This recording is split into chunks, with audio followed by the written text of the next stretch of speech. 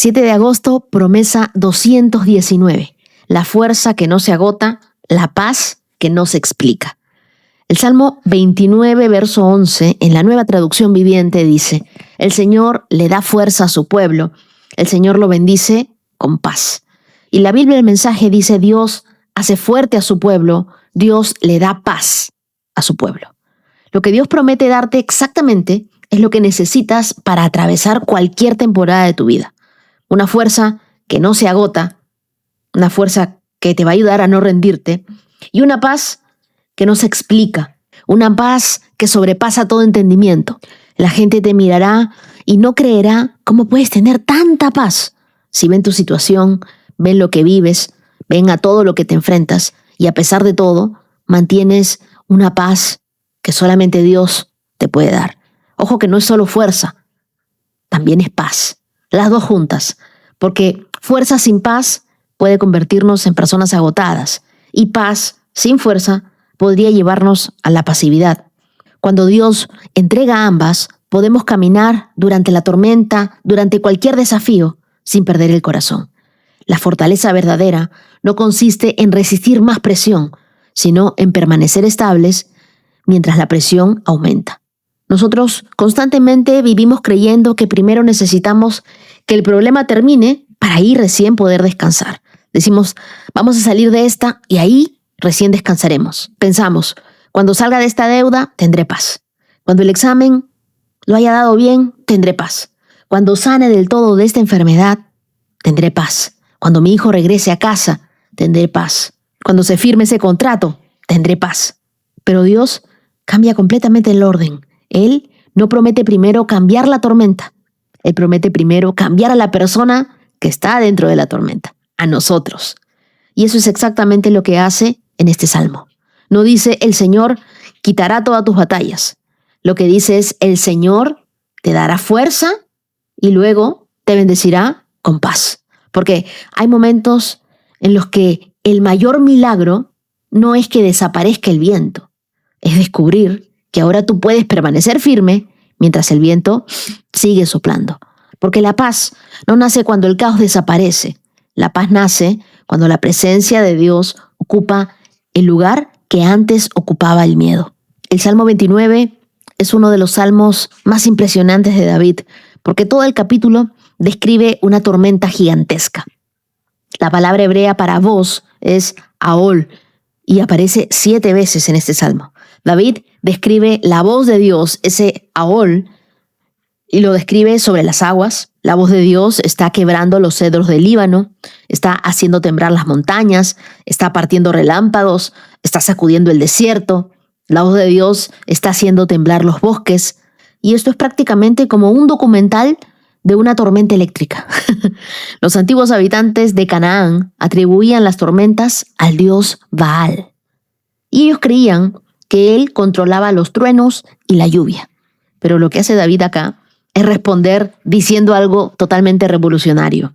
Oigan, la tormenta no le pertenece a Baal, la tormenta le pertenece al Señor. Y aquí vale la pena detenerse en 2 imágenes claras. Los cedros del Líbano eran en ese tiempo el símbolo número 1 de la fortaleza permanente en todo el cercano oriente. Estaba rodeado de árboles que podían vivir más de 1000 años. Eran tan gruesos, tan firmes, que Salomón los usó para construir el templo. Imagínate eso.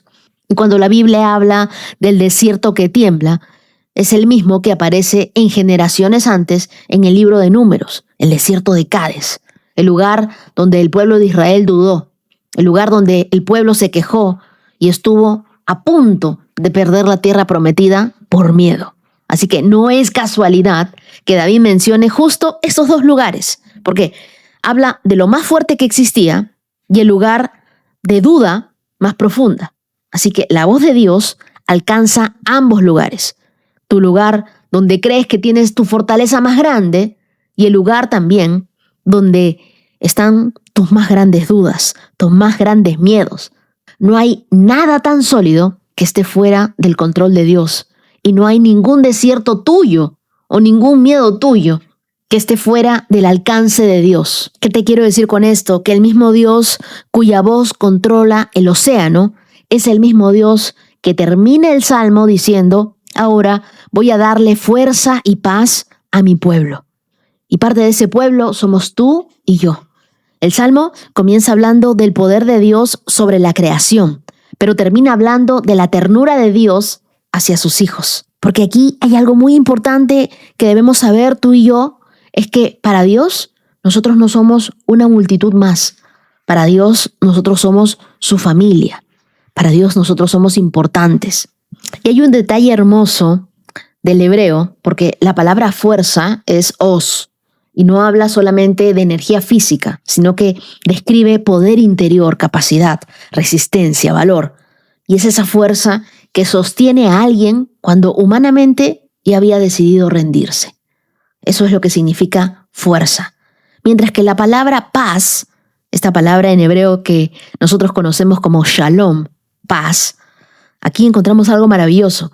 Nosotros pensamos que paz significa ausencia de problemas. Voy a estar en paz cuando no tenga problemas. Pero el shalom de Dios, la paz de Dios, jamás significó eso. Shalom significa integridad, significa bienestar, significa plenitud, estabilidad, armonía, seguridad. No es simplemente sentir tranquilidad, es mucho más. Es vivir completo, aunque todavía existan batallas, aunque tengas que enfrentar muchos desafíos. Tienes una paz que solo te la da Dios y estás seguro, estás confiado. Puedes estar estable, vivir en armonía, respirar de esa paz de Dios. Así que la promesa de Dios para nosotros hoy es fuerza y paz. Porque sé que hay muchas personas que el día de hoy necesitan fuerza y paz. Lo que hoy a ti te parece una fuerza descontrolada, una noticia médica que te llegó de improviso, una crisis económica, una relación que se rompió, para Dios y es parte de su territorio conocido. Por ejemplo, un edificio antisísmico no evita el terremoto, porque fue diseñado para soportarlo. Su fortaleza no consiste en que nunca se mueve, sino en que no colapsa. Así obra Dios. Muchas veces nosotros esperamos que Él quite todos los movimientos de nuestra vida, pero lo que Él hace es algo aún mejor y mayor. Nos convierte en personas que ya no se derrumban ante cada movimiento. No porque seamos fuertes por nosotros mismos, para nada, sino porque hemos sido fortalecidos por dentro por Dios, porque estamos en una relación constante con Dios y Él nos entrega de su fortaleza, de su fuerza, de su paz. Quizá en algún momento tú mismo te has sorprendido al ver tu fortaleza, al ver esa fuerza que tenías. Tú dices, ¿y esto de dónde salió? Solamente de tu relación con Dios. Y es la misma verdad de los cedros del Líbano. Lo que parece más fuerte no es lo que nunca se mueve, sino lo que fue diseñado para no colapsar. Y quiero que te fijes en un detalle. El versículo no dice, el Señor le da fuerza a los fuertes. Tampoco dice, a los que ya tienen todo resuelto. Dice, el Señor le da fuerza a su pueblo, a los que son de Él. Esa es una fuerza relacional, no es una fuerza aislada. No se trata de recibir una fórmula espiritual, se trata de pertenecer al pueblo de Dios, de ser parte de su familia. Dios nunca prometió una vida sin tormentas, pero Él prometió nunca dejarnos solos cuando estemos atravesando esas tormentas. Así que cuando tú ya sientes que no tienes fuerzas para continuar, no es el momento de fingir que sí las tienes. Es el momento de recordar quién eres. Si tú eres un hijo, una hija de Dios, si tú eres parte del pueblo de Dios, la fuerza que necesitas hoy no depende de tu carácter ni de tu ánimo. Dependen de tu pertenencia. Dependen de saber quién eres tú para Dios. ¿Alguna vez has estado en un vuelo cuando la turbulencia se ha puesto súper fuerte? Bueno, el avión tiembla. Tú aprietas el brazo del asiento sin darte cuenta y en medio de eso se enciende el altavoz y escuchas la voz del piloto que dice: estamos atravesando una zona de turbulencia, pero todo está bajo control. Ahora, la turbulencia no se detiene, pero nosotros ya escuchamos la voz. El avión puede seguir temblando, pero algo en ti cambia. Comienzas a sentir paz porque sabes que alguien está al mando y que eso ya ha pasado antes, él ya voló antes. Eso es exactamente lo que describe este salmo. La tormenta no desaparece en el versículo 11. Sigue rugiendo desde el versículo 3, pero justo En medio de ella, la misma voz que gobierna la tormenta te dice, fuerza para ti hay paz, fuerza y paz. Y ojo que esto no es después de la tormenta, es en medio de ella. Así que tú no solo ores para que la tormenta acabe, ora para poder sostenerte en medio de ella. Ora para escuchar la voz de Dios y que esa voz de Dios traiga a tu vida paz y fuerza. Y quizá hoy estés cansado, no porque hayas dejado de creer, sino porque llevas mucho tiempo sosteniendo ese peso. Y Dios conoce ese cansancio. Por eso no te dice, esfuérzate más. Él te dice, yo te daré fuerza. Y quizá también has perdido la paz. Y no porque no ames a Dios, sino porque las noticias, las cuentas, los diagnósticos, la incertidumbre han ocupado demasiado espacio en tu mente. Entonces, Dios tampoco te dice, oye, tú solo trata de producir tu paz. Lo que Él te dice es, yo te bendigo con paz. Es hermoso notar cómo en ambas partes del versículo, Dios es el que nos da la fortaleza, nos bendice con paz. Y nosotros solo tenemos que aprender a recibir esa bendición de parte de Dios. Pregúntate hoy, ¿qué tormenta estás enfrentando y cómo cambiaría tu manera de vivir si creyeras que Dios ya te está dando la fuerza y la paz que necesitas para atravesarla? Ora conmigo y dile, Padre, gracias, porque tú nunca prometiste una vida sin problemas, sin tormentas, sino una vida con tu presencia. Hoy reconocemos que muchas veces hemos buscado la paz donde no debíamos y hemos tratado de cambiar nuestras circunstancias a nuestra manera, cuando lo que tú quieres es darnos una paz que nace de tu presencia. Ayúdanos a estar conectados contigo. Fortalece nuestro corazón cuando nuestras fuerzas se agoten. Afirma nuestros pasos cuando sintamos que todo se mueve. Que tu shalom, que tu paz gobierne nuestros pensamientos, que esté constantemente en nuestras emociones, en nuestras decisiones. Ayúdanos a recordar que si tú gobiernas los mares, los truenos, el universo entero, también puedes gobernar cada detalle de nuestra vida. Hoy recibimos fuerza, esa fuerza que viene de ti, esa paz que viene de ti. Descansamos en tu paz, en una paz que solo tú nos puedes dar, en esa paz que sobrepasa todo entendimiento. En tu paz, Señor. Oramos en el nombre de Jesús. Amén. Y ahora comenzamos con nuestro estudio bíblico y las lecturas que nos acompañan en este día las encontramos en Esdras capítulo 4, verso 29, hasta el capítulo 6, verso 22. Primera de Corintios capítulo 3, versos del 5 al 23.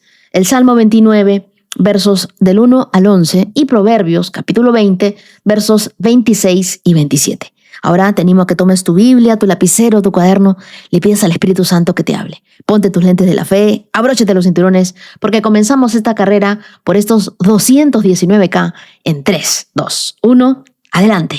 Esdras capítulo 4, verso 24.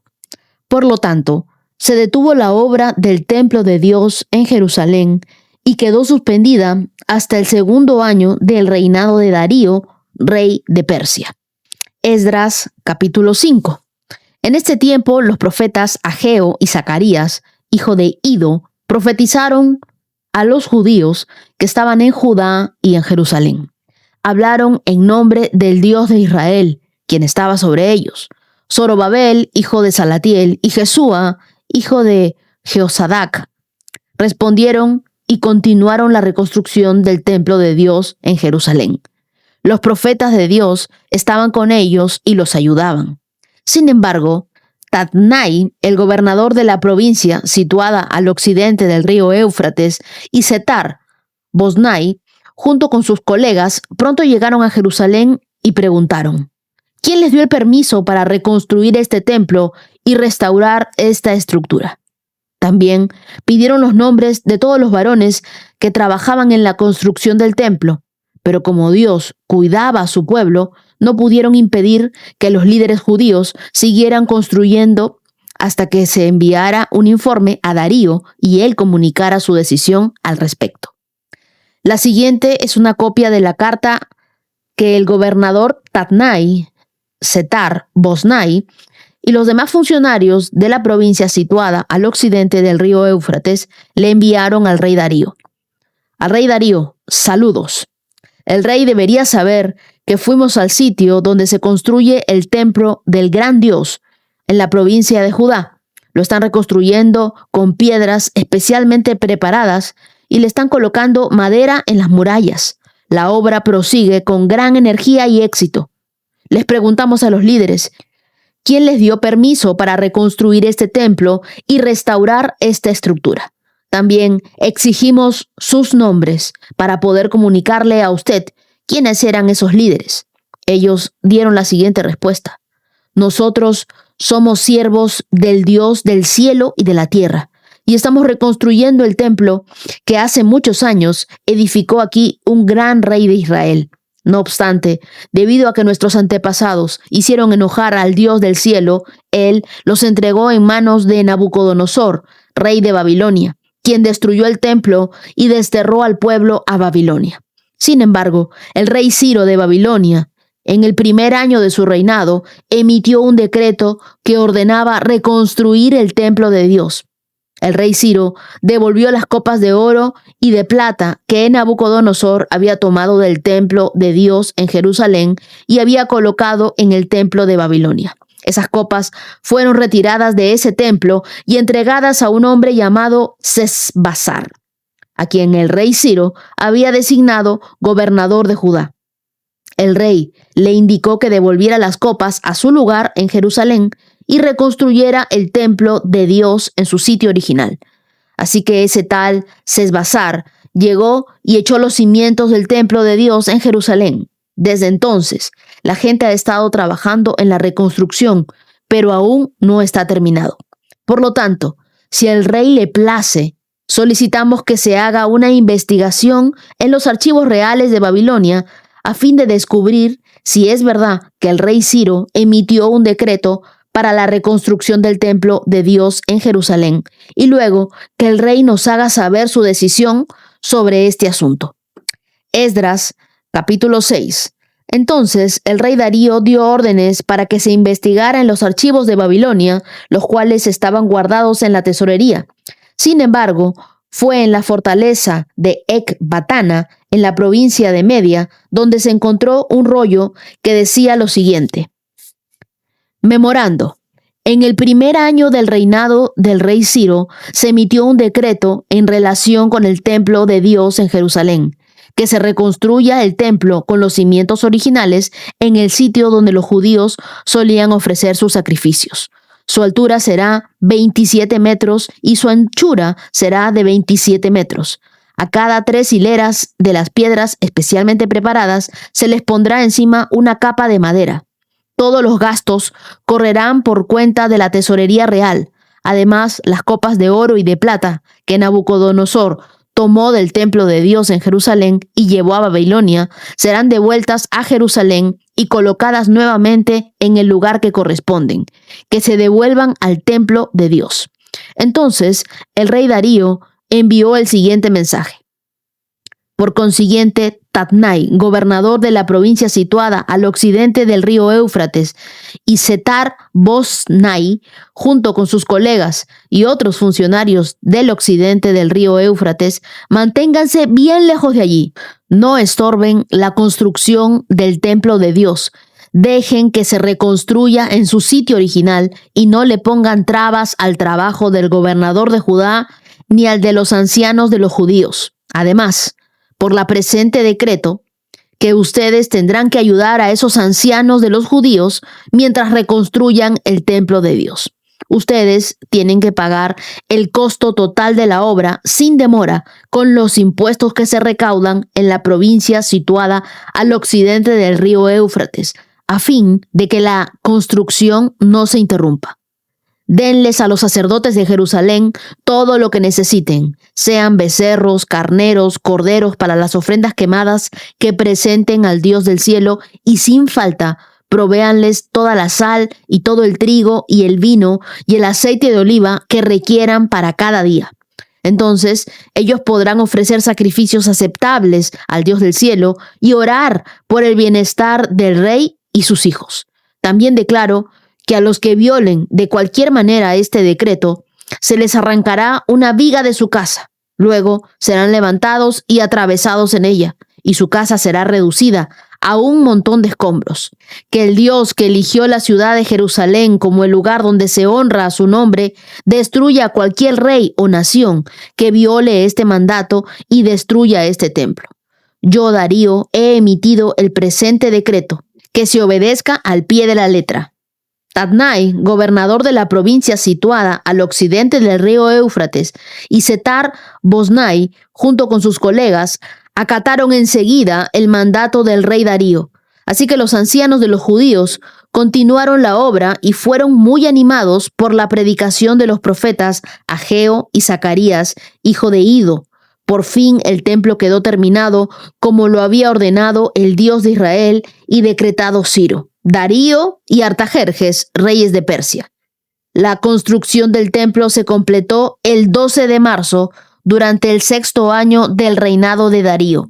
Luego el pueblo de Israel, los sacerdotes y los levitas y todos los demás que habían regresado del destierro, dedicaron el templo de Dios con gran alegría. Durante la ceremonia de dedicación del templo de Dios, sacrificaron 100 becerros, 200 carneros y 400 corderos. También presentaron 12 chivos como ofrenda por el pecado de las 12 tribus de Israel. Luego, los sacerdotes y los levitas se agruparon según sus diferentes divisiones para servir en el templo de Dios en Jerusalén, tal como está establecido en el libro de Moisés. Los que regresaron del destierro celebraron la Pascua el 21 de abril. Los sacerdotes y los levitas se habían purificado y estaban ceremonialmente puros, así que mataron el cordero de la Pascua para todos los que regresaron del destierro, para sus hermanos sacerdotes y para ellos mismos. El pueblo de Israel, que había regresado del destierro, comió la cena de Pascua junto con los demás de la tierra que habían dejado sus prácticas corruptas para adorar al Señor, Dios de Israel. Luego celebraron el festival de los panes sin levadura durante 7 días. Hubo mucha alegría en toda la tierra porque el Señor había hecho que el rey de Asiria les diera su favor al ayudarlos a reconstruir el templo de Dios, el Dios de Israel. Aquí vemos que después de años de oposición, de amenazas, de falsas acusaciones, de miedo, el pueblo de Dios dejó de construir el templo. Y es lo que nos dice Esdras capítulo 4, verso 24. El proyecto que Dios había comenzado se detuvo por presión humana. Y aquí es donde comienza el milagro. Dios puede retomar lo que parecía interrumpido para siempre. Históricamente, aquí nos encontramos en el reinado de Darío, aproximadamente en el año 520 a.C. Pasaron 16 años desde que la obra fue frenada y comparamos esto en Esdras capítulo 3, verso 8 y también en Ageo capítulo 1, verso 1. En ese tiempo, la desmotivación espiritual se instaló como una plaga silenciosa. Si bien es cierto, no habían guerras abiertas, pero sí había un desgaste interior. Y esa es la especialidad del enemigo. Si no puede detenerte con una catástrofe, lo intentará con un desánimo crónico. Pero Dios envió una palabra y lo hizo a través de 2 profetas que rompieron el silencio. Uno fue Ageo y el otro fue Zacarías. Y eso lo vemos en Esdras capítulo 5, verso 1. Sus voces activaron el espíritu de Zorobabel y de Josué, y el pueblo volvió a construir. No necesitas condiciones ideales para obedecer. Necesitas que una voz profética te despierte. Así que la obediencia no necesita resultados visibles para comenzar. Solo necesita convicción. De repente tú te has detenido en algo que Dios te pidió que hagas y tú te detuviste por culpa, por miedo, por las críticas, por tus propias limitaciones. Entonces, esta palabra es para ti. La pausa no es el final. Es solo un intermedio cuando Dios está reordenando la escena para hacerlo con mayor gloria. En medio del nuevo intento de detener la obra, aparece el gobernador Tatnai enviando una carta al rey Darío, y es lo que nos dice Esdras capítulo 5, versos del 3 al 17. Pero en lugar de frenar el avance, esa carta se convirtió en la plataforma para el respaldo mayor que Dios iba a dar. Cuando Darío buscó en los archivos, encontró el decreto original de Ciro, y es lo que nos dice Esdras capítulo 6, versos del 1 al 5. Y no solo permitió la reconstrucción, sino que ordenó que se pagara con fondos del gobierno de Persa. Yo me imagino al enemigo en ese momento dándose cuenta que nada de lo que pudiera hacer iba a detener la obra de Dios. Se estaría rascando los cuernos y estaría rojo de la cólera. Y es que Dios no solo abre puertas, también hace que tus enemigos financien el cumplimiento de su voluntad. Esto es el favor de Dios en acción. Lo que otros usaban para detenerte, Dios lo usará para sostenerte. Y aquí viene un detalle impactante. Darío mandó que se diera a los judíos lo que necesitaran para las ofrendas del templo: toros, carneros, corderos, trigo, vino, sal, aceite y todo, sin poner objeciones, nos dicen los versos 9 y 10. Y yo resalté esta parte que me gustó mucho: denles a los sacerdotes de Jerusalén todo lo que necesiten. Y luego me resaltó otra palabra: provéanles. Y por último, que sean aceptables al Dios del cielo para que ellos puedan orar por el bienestar del rey y de sus hijos. Tú no tienes ni idea de cómo Dios puede mover las cosas a tu favor. Nunca subestimes lo que puede hacer Dios a través de quienes hoy parecen estar en tu contra. Cuando alguien ha puesto a Dios en primer lugar, Dios pone las circunstancias en su lugar. La obra se completó en el 6º año del reinado de Darío. Es lo que nos dice Esdras capítulo 6, verso 15. Ellos celebraron con gran alegría porque Dios había cambiado el corazón del rey a favor de ellos. Cuando algo es de Dios, el infierno puede protestar, pero no lo puede impedir. Y esta historia es prueba de ello. El templo fue terminado, el pueblo fue purificado y la fiesta de la Pascua volvió a celebrarse como un acto de renovación. Así que vuelve a orar por esa promesa original que Dios te dio. Así como Darío, que encontró el decreto, yo quiero que tú busques entre tus notas cuáles son las promesas que Dios te ha dado a ti y cree que se van a cumplir. Declara en voz alta: lo que Dios empezó, Él lo completará en mí. Y ora cada día de esta semana hasta que veas ese respaldo inesperado de Dios. Primera de Corintios, capítulo 3, verso 5. Después de todo, ¿quién es Apolos? ¿Quién es Pablo? Nosotros solo somos siervos de Dios, mediante los cuales ustedes creyeron la buena noticia. Cada uno de nosotros hizo el trabajo que el Señor nos encargó.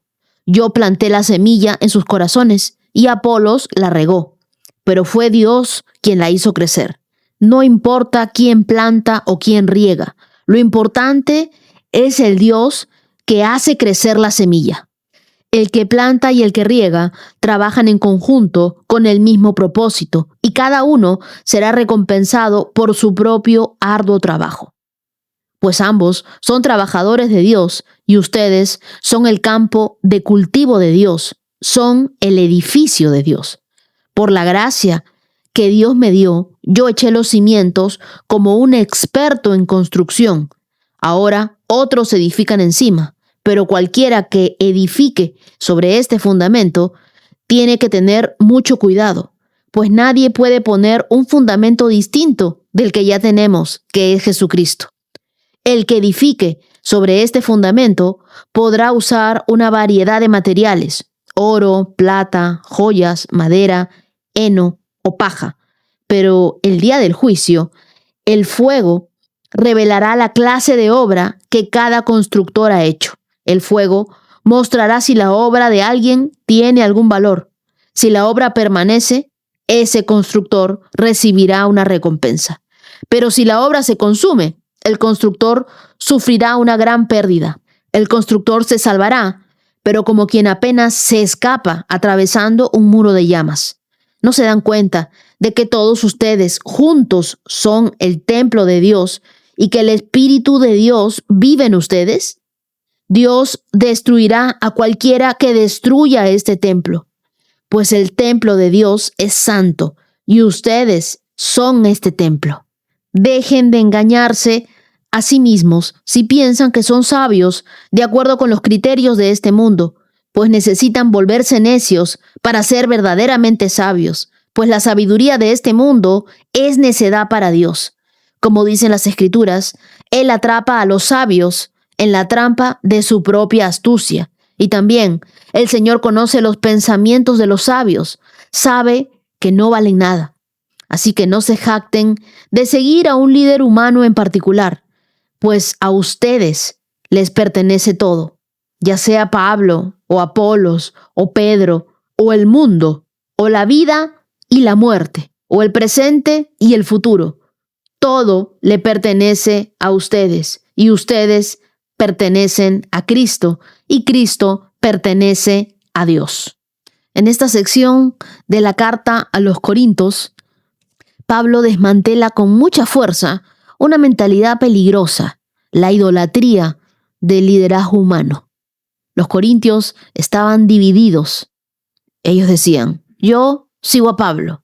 Otros decían, yo sigo a Apolos, como si los predicadores fueran estrellas en un escenario, cuando en realidad son solo siervos de un mismo campo de cultivo. Pablo aclara a todos y les da una pequeña dosis de ubicaína en el verso 7, donde les dice, no importa quién planta o quién riega, lo importante es que Dios hace crecer la semilla. Este verso no anula el valor del servicio, lo que hace es colocarlo en el lugar donde corresponde. La gloria ni los elogios son para el sembrador ni para el regador. Es Dios el que hace brotar vida. La iglesia en Corinto vivía fascinada con el carisma, pero Pablo les recuerda que el carácter es más importante. El talento puede abrirte muchas puertas, pero solo la presencia de Dios puede sostenerte dentro. Luego, Pablo introduce una ilustración poderosa. La iglesia es como un edificio y cada uno construye sobre el fundamento que es Cristo. Algunos edifican con oro, otros con paja, y llegará el día en el que el fuego probará la calidad de lo que nosotros hicimos. Es lo que nos dice los versos del 10 al 15. Este mensaje es urgente porque nuestra generación muchas veces se conforma con un contenido espiritual viral, pero no con una vida cimentada en la palabra de Dios. A los que estudiamos la palabra de Dios, muchos nos llaman fanáticos, no nos entienden, pero lo que nos está diciendo aquí Pablo es, no se trata de cuánto haces para Dios, sino de con qué lo haces. Tú puedes tener un ministerio exitosísimo y aún así estar construyendo con cartón. Creo que el punto más fuerte de su mensaje llega en el verso 16, que dice, ¿no se dan cuenta de que todos ustedes juntos son el templo de Dios y que el Espíritu de Dios vive en ustedes? Y está en pregunta. Verso 17, Dios destruirá a cualquiera que destruya este templo, pues el templo de Dios es santo y ustedes son ese templo. Aquí Pablo les cambia el chip a los corintios. Les dice, no se trata de ir al templo, tú eres el templo. Y esta verdad debe hacer temblar nuestros corazones. El mismo Espíritu Santo que descendió en el Sinaí, que llenó el tabernáculo, que habitó en el templo de Salomón, ahora vive en ti. ¿Y cómo es el Espíritu? Santo. ¿Y cómo debemos ser nosotros? Santos, porque dentro de nosotros vive el Espíritu Santo. Tú no cargas con una religión, tú portas la presencia del Dios vivo. Y cuando llegamos al verso 21, Pablo les dice, así que no se jacten de seguir a un líder humano en particular, pues a ustedes les pertenece todo. Qué revelación, ¿verdad? No fuimos llamados a ser fan de hombres aquí en la tierra, sino herederos con Cristo. No debemos vivir esperando migajas de afirmación de otras personas. Vive desde una posición de que tú eres hijo de Dios y que tú tienes una herencia eterna con Dios.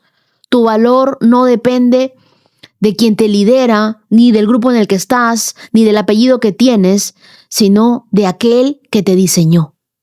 De repente nosotros hemos puesto en un pedestal a líderes espirituales. Mira, agradece a Dios por sus vidas, pero no idolatres a nadie. Salmo 29. Honren al Señor, oh seres celestiales. Honren al Señor por su gloria y fortaleza. Honren al Señor por la gloria de su nombre.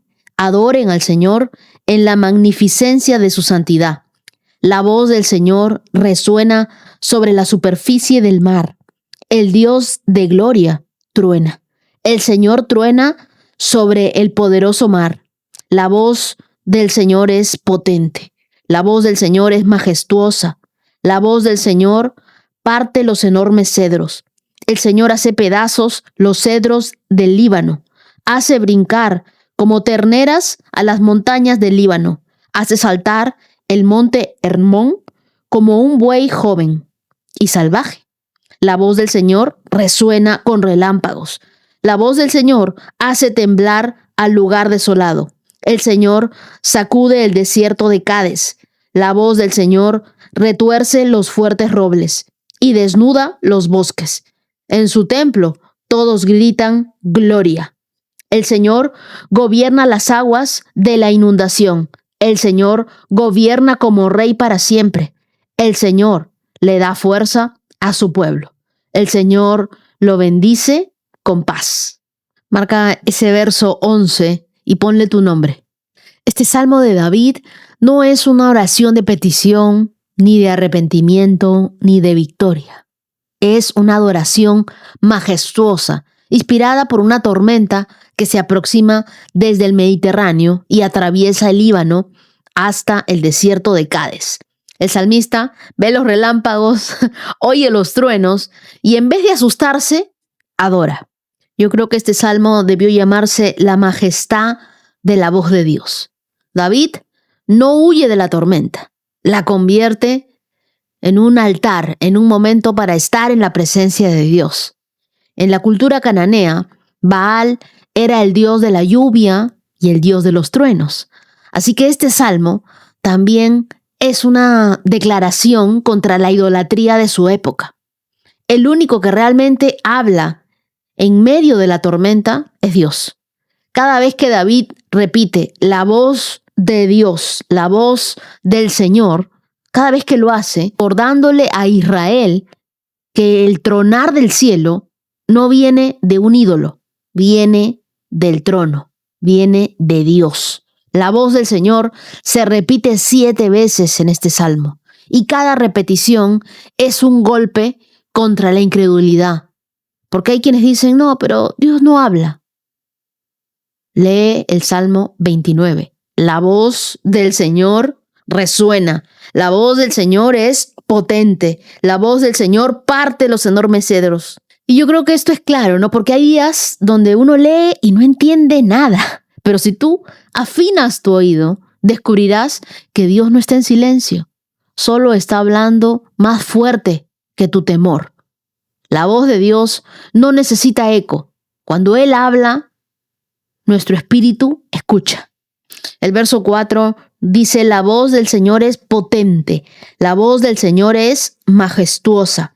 Cuando tú reconoces la gloria de Dios, descubres que tu adoración es más grande que tu problema. La voz del Señor es poderosa. Nos enseña que Dios no susurra cuando quiere despertar tu fe. Él truena, Él sacude, Él derriba los cedros. Y sí, eso puede parecer abrumador, pero no es para asustarte, es para recordarte que tu Dios gobierna incluso las tormentas que tú y yo no podemos controlar. Hoy vivimos en un mundo con tormentas emocionales, con noticias alarmantes, con caos social. ¿Qué hacer cuando lo que viene no lo puedes detener? Reconocer que quien dirige los vientos también dirige tu historia. Cuando Dios permite una tormenta en tu vida, nunca es para destruirte, sino es para redirigirte hacia su presencia. Quiero que pienses en un avión que está atravesando una turbulencia. El piloto no baja la velocidad, tampoco cambia de rumbo, solo ajusta la altitud y sigue conectado a la torre. Confía en sus instrumentos.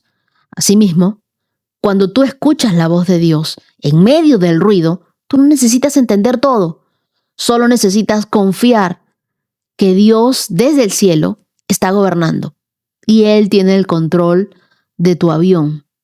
Vas en un viaje seguro, no tengas temor. Dios no solo promete calmar lo que te rodea, sino restaurar lo que hay dentro de ti. ¿Sabes qué me enseña este salmo? Que no terminas como empezaste. Terminas más fuerte, terminas más en paz. Y yo quiero que tú tomes esta palabra. Después de esta prueba, tú terminarás más fortalecido y bendecido con paz. Así que cada vez que tú escuches el trueno de tus problemas, di, esta tormenta no es más fuerte que la voz de mi Dios. Esta enfermedad no es más fuerte que la voz de mi Dios.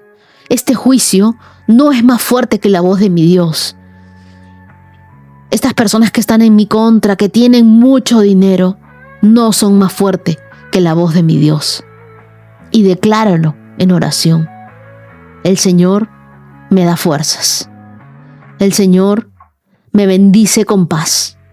Mi confianza no está en lo que veo, sino en el Dios que me habla. Acompáñame en una oración. Cierra tus ojos y dile: Dios poderoso, tu voz es más fuerte que mi miedo. Tu voz es más clara que mi confusión. Tu voz me fortalece. Tu voz me hace más firme en medio del caos. Yo no voy a huir de la tormenta. Yo me acerco a ti en medio de ella. Dios, yo no quiero adorarte solo cuando hay calma. Yo quiero reconocerte incluso cuando todo truena, incluso cuando hay mucha bulla. Tú reinas en mi corazón, tú reinas sobre mi casa, sobre mi familia y sobre cada nube que se forma en el horizonte. Hazme sensible a tu voz, hazme escuchar tu voz, hazme estar firme en tu paz. Pon paz en mi corazón, Dios. Yo quiero escuchar tu voz, esa voz potente, esa voz majestuosa. Gracias, Dios, porque hoy nos permites escuchar tu voz.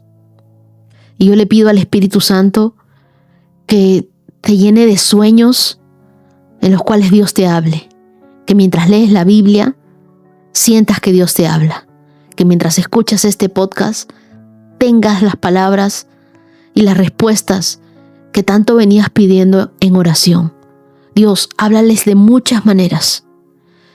Yo te pido que ellos puedan entenderte, escucharte y recordar tu dirección a través de tu voz. Oro en el nombre de Jesús. Amén. Proverbios 20, verso 26. El rey sabio esparce a los perversos como trigo y luego los atropella con su rueda del trillar.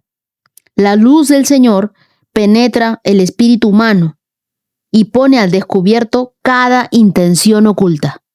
El verso 26 nos revela la firmeza del liderazgo justo.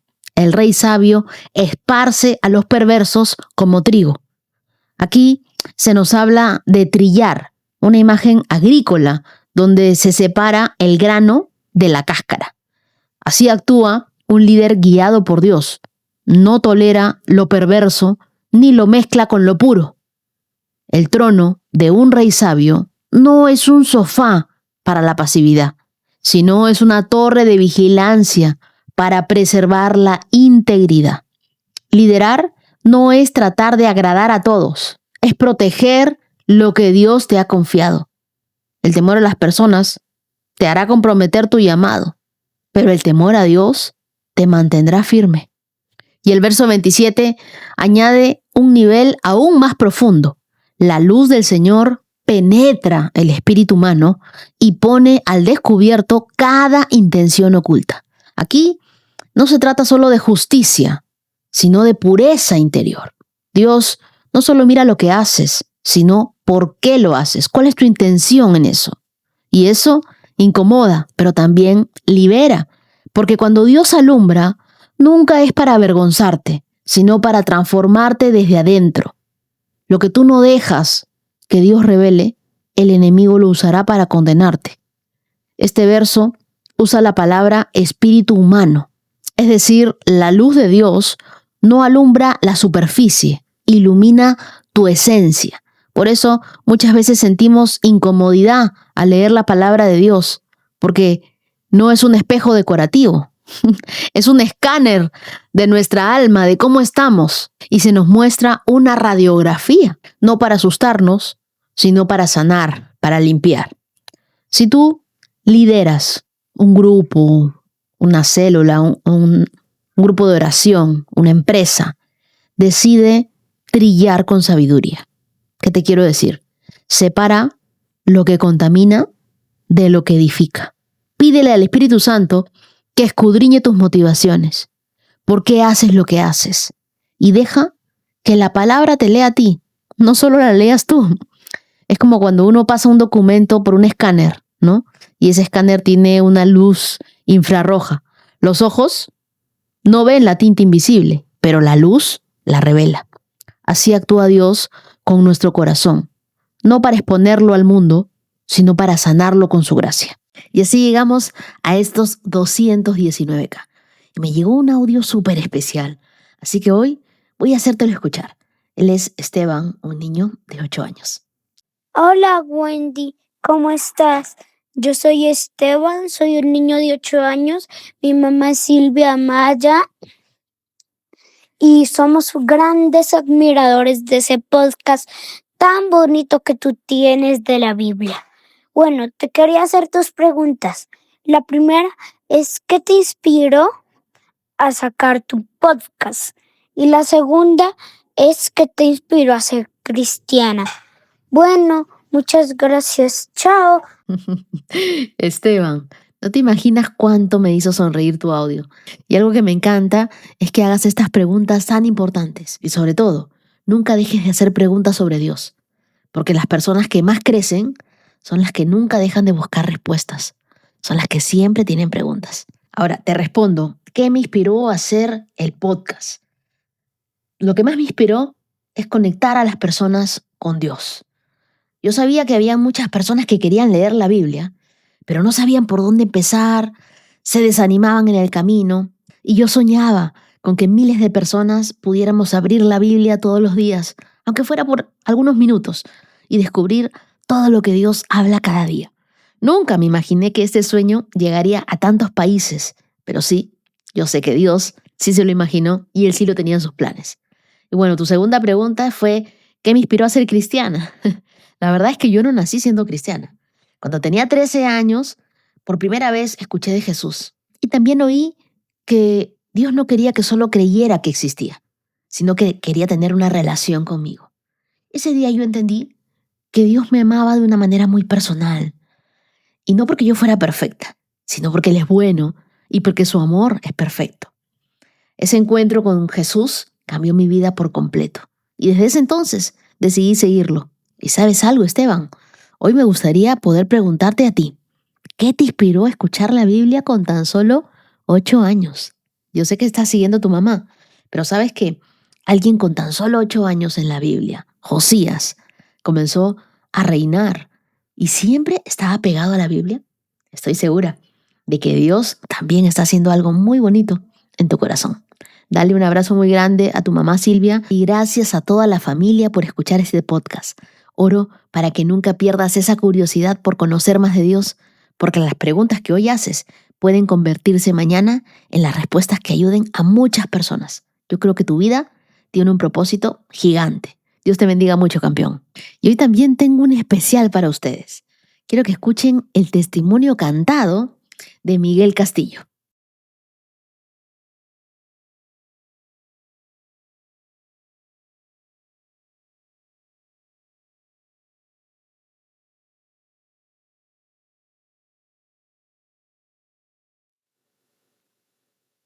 Les vengo a cantar una canción de algo que a mí me sucedió. Mi vida estaba triste con temor, con llanto y desesperación. Una vida de excesos me llevó a tomar mala decisión. Alejado de mi familia y de Dios, me sentía que yo era el mejor.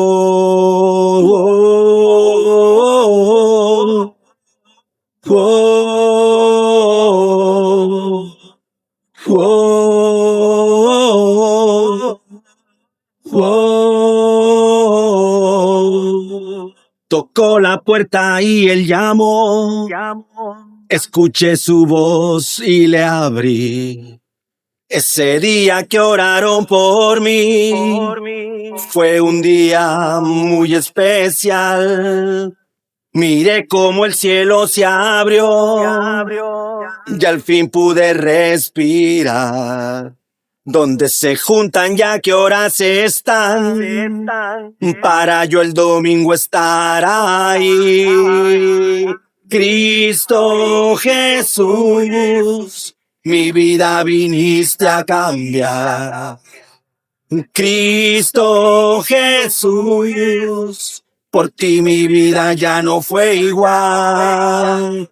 Cristo Jesús, mi vida viniste a cambiar. Cristo Jesús, por ti mi vida ya no fue igual. Fue un amigo mío que llegó, un instrumento mandado por Dios. Aceptó a Jesús como mi Señor, mi único Rey y Salvador. Me dijo, ya no mires hacia atrás, lo viejo ya pasó. Dios tiene un propósito en ti y sus planes son lo mejor. Cristo Jesús, mi vida viniste a cambiar. Cristo Jesús, por ti mi vida ya no fue igual. Cristo Jesús, mi vida viniste a cambiar. Cristo Jesús, por ti mi vida ya no fue igual. Wow. Wow. Wow. Wow.